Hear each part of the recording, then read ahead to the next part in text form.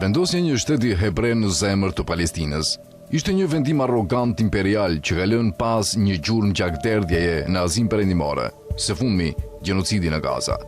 Sa gjakderdhje tjetër do ta kënaqë Izraelin dhe mbështetësin e tij amerikan? Pyet Reza Behnam, ekspert politik dhe i historisë së lindjes së mesme. Në fjalimin e tij të 1 prillit 2026, të mbushur me tona agresive dhe pa respekt për ligjin, presidenti Donald Trump kërcënoi me më shumë dhunë dhe krime kundër njerëzimit, vlerëson Behnam dhe shton se Trump e bëri të qartë se Shobaja nuk është një spektator, por një bashkëpunëtor i drejt për drejt në veprimet ushtarake të Izraelit.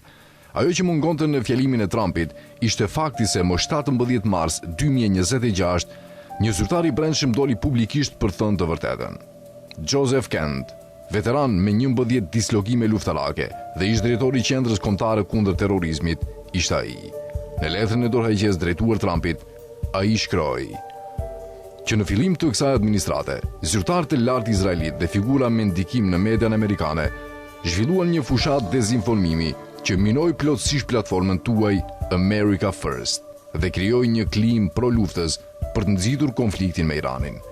Kjo ishte një gënjeshtër dhe është e njëjta taktikë që u përdor për të na futur në luftën katastrofike në Irak. Nuk mund ta bëjmë këtë gabim sërish.